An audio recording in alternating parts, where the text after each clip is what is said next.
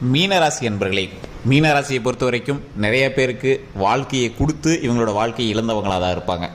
நிறைய பேருக்கு வாழ்க்கையை கொடுத்து இழந்தவங்கன்னு சொல்கிறத விட இவங்களோட குடும்பத்துக்காக வாழ்கிறவங்க அப்படின்னு சொல்லலாம். நண்பர்களுக்காக அதிகமாக உயிரையே கொடுக்கக்கூடிய அளவுக்கு ஒரு உன்னதமான பிறப்பு இந்த மீனராசியில் இருக்கிறவங்க.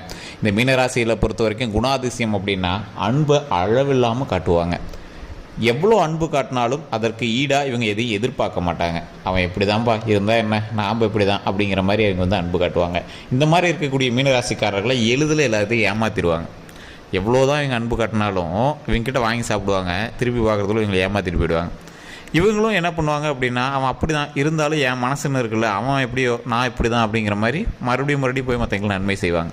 இவங்க காதல்லையாக இருக்கட்டும், இவங்களோட திருமணத்திலையாக இருக்கட்டும், இவங்களோட குடும்பத்திலையாக இருக்கட்டும், அண்ணன் தம்பிங்களையாக இருக்கட்டும், அக்கா தங்கச்சிகளாக இருக்கட்டும், எல்லா விஷயத்துலையுமே இவங்க வந்து அதீத அன்பு காட்டக்கூடிய ஒரு உன்னதமான ராசி இந்த மீனராசி. ஒரு நட்பு ராசின்னு சொல்லுவாங்க. இவங்களோட நண்பர்களாகவே இருந்தாலும் இவங்க நண்பர்கள் வந்து அந்தாண்ட போய் இவங்களை போய் தப்பாக பேசுவாங்க. ஆனால் இவங்க அந்த நட்புக்காக உயிரே கொடுக்குற அளவுக்கு அவ்வளோ உன்னதமாக இருப்பாங்க. அந்த மாதிரி ஒரு ராசி. இந்த ராசியை பொறுத்த வரைக்கும் இவங்க தொட்டது தொடங்கும். சார் அப்படி ஒன்றும் இல்லையே சார், நிறைய விஷயங்கள்லாம் லாஸ் தானே சார் ஆயிருக்கு அப்படிங்கிறவங்களுக்கு இனி வரக்கூடிய காலங்கள் உங்களுக்கு ஒரு மகிழ்ச்சியான தருணங்களாக இருக்க போகிறது. ஸோ அதை பற்றி அந்த வீடியோவில் பார்க்க போகிறோம். அதுலேயும் சின்ன சின்ன ட்விஸ்டன்ஸ் உங்களுக்கு இருக்குது. ஸோ அதுக்கு நீங்கள் என்ன பண்ணணும் அப்படிங்கிறது இந்த வீடியோவில் மூலமாக பார்க்க போகிறோம். அதெல்லாம் பார்க்கணும் அப்படின்னா நம்ம சேனலை ஃபாலோ பண்ணிக்கோங்க. யூடியூப்பில் பார்த்துட்டிங்கன்னா சப்ஸ்கிரைப் பண்ணிட்டு பெல் பட்டன் ப்ரெஸ் பண்ணி அதில் ஆல் அப்படின்னு கிளிக் பண்ணிக்கோங்க. நிறைய பேருக்கு சில சந்தேகங்களும் இருக்குது. சார் இது நீங்கள் இது பொது பலனாக சொல்கிறீங்க, இந்த ராசியில் கிட்டத்தட்ட ஒரு 10-15 கோடி பேர் இருப்பான், நாங்கள் தனிப்படையான ராசி பார்க்கணும், தனிப்படையாக வந்து ஜோதிடம் பார்க்கணும் அப்படிங்கிறவங்களுக்கு கீழே வந்து நான் ஃபோன் நம்பர் கொடுத்துருக்கேன். ஸோ அந்த நம்பருக்கு நீங்கள் ஃபோன் பண்ணி உங்களுடைய ப்ராப்ளம் எல்லாமே சால்வ் பண்ணிக்கலாம். நிறைய பிரபலமான ஜோதிடர்கள் கூட இப்போ கன்சல்ட்டிங்க்கு இந்த விஷயத்தை இப்படி ஹேண்டில் பண்ணலாமா அப்படிங்கிற மாதிரி வந்து ஃபோன் மூலமாக பேசி பிரபல ஜோதிடர்கள்ட்ட கேட்டு தெரிஞ்சுக்கிறாங்க. ஸோ அது மட்டும் இல்லாமல் நிறைய ஆக்ட்ரஸும் அதே மாதிரி பிரபலமான பொலிட்டீஷியன்ஸும் வந்து ஜோதிடம் பார்த்துருக்காங்க. உங்களுக்கு வேணும் அப்படின்னா ஜஸ்ட் கீழே இருக்கிற ஃபோன் நம்பருக்கு கால் பண்ணி நீங்கள் பேசி உங்களோட டவுட்டை கிளியர் பண்ணிக்கலாம். ஃபேஸ்புக்கில் ஸ்க்ரீனில் ஓடிட்டுருக்கோம், யூடியூப்பில் டிஸ்கிரிப்ஷனில் கொடுத்துருக்கோம். சரி சார், இன்னொரு முக்கியமான ஒரு விஷயம், இந்த மீனராசிக்காரர்கள் ஒரு பிரச்சனைன்னு வந்தால் மட்டும் தான் கடவுள்கிட்ட போய் நிற்பாங்க, கடவுளோட ஞாபகமே வரும். அதே மாதிரி இவங்க என்ன தான் மற்றவங்க நல்லது செஞ்சாலும் ஒரு சின்ன உறுத்தல் எங்களோட மைண்டில் எப்பயுமே இருக்கும். அவன் நல்லவனா கெட்டவனானே தெரியலையே, நாம் செய்கிறோமே, சரி செய்வோம், இவங்க மறுபடியும் திருப்பி செய்வானா செய்ய மாட்டானான்னு தெரியலையே, ஆனால் இவனுக்கு செய்கிறோமே, பரவாயில்ல செய்வோம் அப்படின்னு ஒரு சின்ன உறுத்தல் இருந்துகிட்டே தான் இருக்கும். இருந்தாலும் அவங்க வந்து நன்மை செய்கிறத விட மாட்டாங்க. யாராவது ரோட்டில் சாப்பாடு இல்லாமல் போனால் சாப்பாடு வாங்கி கொடுத்தா பரவாயில்லையே, கையில் காசே இல்லை அப்படின்னாலும் சாப்பாடு வாங்கி கொடுத்தா பரவாயில்லையே அப்படிங்கிற ஒரு நினைவாவது உங்களுக்கு வந்து மைண்டில் வந்து போகும். அந்த மாதிரி ஒரு பாசமிகு ராசியாக இந்த ராசி வந்து வளம் வந்துட்டுருக்கும். இந்த ராசிக்காரர்களை பொறுத்த வரைக்கும் கல்வியில் நீங்கள் ஏற்கனவே நீங்கள் வந்து படிச்சிருந்தவங்களுக்கு வந்து தெரிஞ்சிருக்கும். இப்போ வந்து நீங்கள் லைஃப் வாழ்ந்துட்டுருக்கீங்க அப்படின்னா கல்வியில் ஒரு 70% தான், பெரிய உங்களுக்கு ஹைப்லாம் இருக்கும் அப்படின்லாம் சொல்ல முடியாது. தொழில் ரீதியான விஷயங்களில் அதிகமாக நீங்கள் வந்து இன்வால்வ் ஆக மாட்டீங்க. ஏதோ ஒன்று மற்றவங்கள்ட்ட வேலை பார்க்குறதுக்கு நாமளே ஏதோ ஒன்று பண்ணலாம்ப்பா அப்படிங்கிற மாதிரி இருப்பீங்க. ஒரு சிலர் ஏதோ ஒன்று நாம் பட்டு நம்ம லைஃப் ஓட்டினா சரி அப்படிங்கிற மாதிரி ஒரு வேலைக்கு போயிட்டு குறிப்பிட்ட சம்பளத்தில் மட்டும் வாழ்ந்துகிட்டே இருப்பாங்க. இதில் குறிப்பிட்ட ஒரு 10% பேருக்கு மட்டும் சுக்கிரனுடைய ஆதிக்கம் ஓரளவுக்கு இருக்கும்போது, அதே மாதிரி தசாபுத்தியினுடைய லக்கினமும் தசாபுத்தியும் சேர்ந்து உங்களுக்கு ஒட்டுக்காக வேலை செய்யும்போது குறிப்பிட்ட இடத்துல ஒரு ஹைப்பான இடத்துல இருப்பாங்க. ஆர்டரிங் போஸ்ட், நீங்கள் மேலே இருக்கிற ஒரு பதவியில் இருப்பீங்க, உங்களுக்கு கீழே ஒரு 10-20 பேராவது மினிமம் இருக்கிற மாதிரி ஒரு ஆர்டரிங் போஸ்ட்டில் நீங்கள் வந்திருப்பீங்க. அது மிகப்பெரிய நன்மை தரக்கூடிய ஒரு இடமாகவும் இருக்கும். அந்த இடங்களில் இருக்கிறவங்களுக்கு இப்போது ப்ரமோஷன்ஸ் வருவதற்கான வாய்ப்புகள் அதிகம், அடுத்த ஸ்டேஜுக்கு வரதுக்கான வாய்ப்புகள் அதிகமாகவே இருக்குது. சரியில்லை சார், ஓரளவுக்கு நார்மல் வேலையாக தான் இருக்கும், இப்போ ஒரு தொழில் தான் பண்ணிகிட்ருக்கோம், உங்களுக்குமே அடுத்த ஸ்டேஜ், உங்களுக்கு வந்து அடுத்த ஸ்டேஜ்னால் என்ன, இப்போ நீங்கள் ஓரளவுக்கு ஒரு டீமில் ஒரு பர்சனாக இருக்கீங்க, டீம் லீடு அந்த மாதிரி வரதுக்கான வாய்ப்புகள் இருக்குது. தொழில் பண்ணிகிட்ருக்கீங்க, இன்னொரு பிரான்ச் தொழில் பண்ணிகிட்ருக்கீங்க, கடன் இருக்குது, அந்த கடனை அடைக்கிறீங்க, அந்த மாதிரி ஏதோ ஒரு மாற்றங்கள் வருவதற்கான ஒரு நேரமும் இருக்குது. அது மட்டும் இல்லாமல் சார் நிறைய பேர் சொல்கிறாங்க இப்போ வந்து இந்த ராசிக்கு தான் வந்து ரொம்ப கடினமான ஒரு நேரம் அப்படின்லாம் சொல்கிறாங்களே சார், எப்படி சார் நாங்கள் இதெல்லாம் நம்புறது அப்படின்னு கேட்குறவங்களுக்கு தெளிவாக புரிஞ்சுக்குவாங்க. உங்களுக்கு கடினமான நேரம் அப்படிங்கிறது தசாபுத்தியை பொறுத்து உங்களுக்கு மாறும். ஓவராலாக உங்களுக்கு கடினமான நேரம் தான். உங்களுக்கு ஒரு வேளை அடிச்சிருந்தால் லக்கு உங்களுக்கு ஃபஸ்ட்டே வேறு லெவலில் ஒரு அதிர்ஷ்டமான அடிச்சிருக்கோம். இப்போ வந்து ஒரு ஸ்டெப்பு தான் மேலே ஏறுறீங்க, அந்த ஸ்டெப்லேயுமே சின்ன சின்ன ட்விஸ்ட் அண்ட் டேர்ன்ஸ் இருக்குது.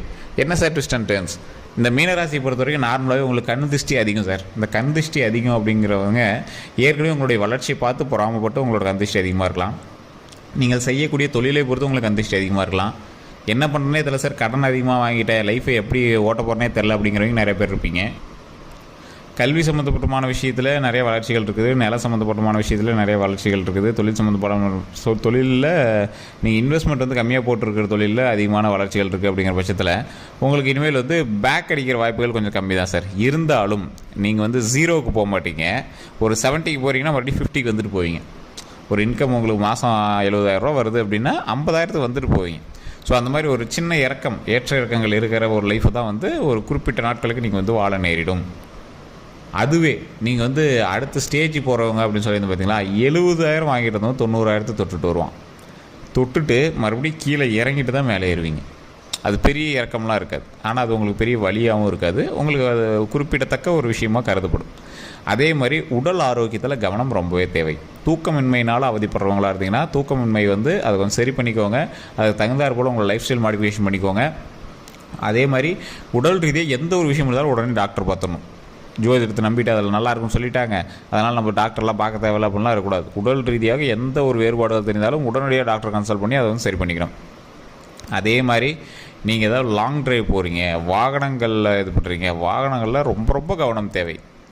இந்த ராசியை பொறுத்த வரைக்கும் தற்போதைய நிலைமையில் உடல் ரீதியான ஒரு விஷயங்கள், வாகன ரீதியான விஷயங்களில் ரொம்ப கவனம் தேவை. தேவையில்லாத வம்பு வழக்குகளுக்கு நீங்கள் போகக்கூடாது. மற்றவனுக்கு ரெக்கமெண்ட் பண்ணுறேன், மற்றவனுக்கு சாதகமாக போய் பேசுகிறேன் அப்படிங்கிற இடத்துல நீங்கள் வந்து இன்வால்வே ஆகக்கூடாது. அதே மாதிரி உங்களோட பிரச்சனையிலே வந்து நீங்கள் தேவையில்லாமல் ஒருத்தர்கிட்ட போய் சண்டைக்கு நிற்கக்கூடாது. ஏன் அப்படின்னு கேட்டிங்கன்னா, இப்போ நீங்கள் ஜெயிக்கிற டைம் கிடையாது, வின் பண்ணுற டைம் கிடையாது, தப்பிக்கிற டைம். எதிலேருந்து நீங்கள் தப்பிக்கலாம் அப்படிங்கிறதான் பார்க்கணுமே தவிர, பெரிய இது மாதிரி நம்ம போய் பண்ணோம்னா பெரிய இதுப்பான்னு கெத்து காட்டுற டைம் கிடையாது. ஸோ கொஞ்சம் அடக்கி வாசிக்கிற டைம்னு வச்சுக்கோங்களேன். ஸோ அதே மாதிரி வேறு யாராவது ஒருத்தரோட ப்ராப்ளத்துக்கு உங்களை மாட்டி விடக்கூடிய ஒரு நேரமாகவும் அந்த நேரம் வந்து அமையறதுக்கான வாய்ப்புகள் இருக்குது. வேறு எவனா ஒரு 4 பேர் போயிட்டுருப்பீங்க, உங்கள் ஃப்ரெண்டு யார்கிட்டயோ சண்டைக்கு போன நேரம்னு பார்த்து இவனு தான் இருந்தான், அந்த அடித்தறியில் இவனு தான் இருந்தான் அப்படின்னு உங்கள் மேலே கேஸ் பாயறதுக்கான வாய்ப்புகள் இருக்குது. சொத்து பிரச்சனை இருந்திருக்கும், சொத்து பிரச்சனையில் அண்ணன் தம்பிங்கெல்லாம் இருந்திருப்பீங்க, அதில் உங்களோட பேர் அந்த பட்டாவில் இருந்திருக்கும், அதுக்காக நீங்கள் கேஸ் கலையிற மாதிரி இருக்கும். ஸோ இந்த மாதிரி சின்ன சின்ன வேறுபாடுகள் மூலமாக தேவையில்லாத நீங்கள் எய்ம் பண்ணாத ஒரு பிரச்சனையை உங்களுக்கு தேவையில்லாமல் இது பண்ணுற மாதிரி இருக்கும். ஸோ அதெல்லாம் தப்பிக்கணும் அப்படின்னா ஓரளவுக்கு நீங்கள் மன அமைதியோடு செயல்பட வேண்டும். யோகா பண்ணுங்கள், மெடிடேஷன் பண்ணுங்கள், தேவையில்லாத இடத்துல கோவப்படாதீங்க. குடும்பத்துக்குள்ளேயே சண்டை சச்சரவுகளுக்கான வாய்ப்புகள் இருக்கிறதுனால அந்த இடத்துலையுமே கொஞ்சம் கோவத்தை கண்ட்ரோல் பண்ணுங்கள். மனைவிகள் கணவனுக்கிடையே தேவையில்லாத வாக்குவாதங்கள் அதிகமாக வருவதற்கான வாய்ப்புகள் அதிகமாக இருக்குது. ஸோ அதனால் அதெல்லாம் கொஞ்சம் சால்வ் பண்ணிக்கோங்க. இது எல்லாமே உங்களோட வாயை பொறுத்து தான் இருக்குது. எல்லா இடத்துலையும் நீங்கள் அமைதியாக போனீங்க அப்படின்னா மிகப்பெரிய நன்மை காத்துட்ருக்குது. அதாவது கிரகம் வந்து உங்களை எதிர்த்து போரிடுது. அப்போ நீங்கள் என்ன பண்ணணும், அடங்கி போகணும். அந்த இடத்துல நீங்கள் அடங்கி போயிட்டீங்க அப்படின்னா ப்ராப்ளம் வராது. ஸோ இதுதான் வந்து மெயினான ஒரு விஷயம். இந்த மாதிரி டைமில் நீங்கள் வணங்க வேண்டிய தெய்வம் அப்படின்னு பார்த்தீங்கன்னா விநாயகர் தான். வலம்புரி விநாயகர்னு சொல்லுவாங்க. வலம்புரி அப்படின்னா வலது பக்கம் அதோட தும்பிக்கை வந்து இருக்கும். சில கோயில்களில் இடது பக்கம் இருக்கும், சில கோயில்களில் வலது பக்கம் இருக்கும். அந்த வலது பக்கம் இருக்கக்கூடிய விநாயகனுடைய புகைப்படம் மொபைலில் கூட நீங்கள் டெவலப் பண்ணி வச்சு வணங்குங்க. ஓம் வலம்புரி விநாயகரை போற்றி, ஓம் வலம்புரி விநாயகரை போற்றி, ஓம் வலம்புரி விநாயகரை போற்றி அப்படின்னு கமெண்ட் செக்ஷனில் 3 டைம் பதிவிட்டுட்டு ஃப்ரீ டைமில் வீட்டில் இருக்கும்போது அந்த விநாயகனுடைய புகைப்படத்தை பார்த்து வேண்டிட்டு உங்களுக்கு என்ன வேணுமோ அந்த விஷயத்தை அடுத்தது தெளிவாக சொல்லுங்கள். குழப்பமாக சொல்லக்கூடாது. இது வேணுமோ அது வேணுமான்னு தெரிலன்னு சொல்லக்கூடாது. இது வேணும் அப்படிங்கிறது தெளிவாக மைண்டில் ஃபிக்ஸ் பண்ணிவிட்டு இறைவன்ட்ட வணங்குங்க. இதுதான் வந்து உங்களுக்கு மிகப்பெரிய ஒரு பரிகாரம் அப்படியே சொல்லலாம். ஓம் வலம்புரி விநாயகரை போற்றி, ஓம் வலம்புரி விநாயகரை போற்றி, ஓம் வலம்புரி விநாயகரை போற்றி. என் பிரச்சனைகளை தீர்த்துவை, கடன் பிரச்சனையை தீர்த்துவை, உடல் ஆரோக்கியத்துக்கு நீண்ட ஆயுளை கொடு, என் வம்சத்தை வளர்த்தி கொடு, எந்த பிரச்சனையும் வராமல் என் வம்சத்தை வளர்த்தி கொடு. ஸோ இந்த மாதிரி தான் வணங்கணும். இப்படி தான் நடக்கும், நல்லதே நடக்கும். ஸோ அதே மாதிரி ஒரு 10 பேர்த்துக்காவது அன்னதானம் சாப்பாடு போடுங்க.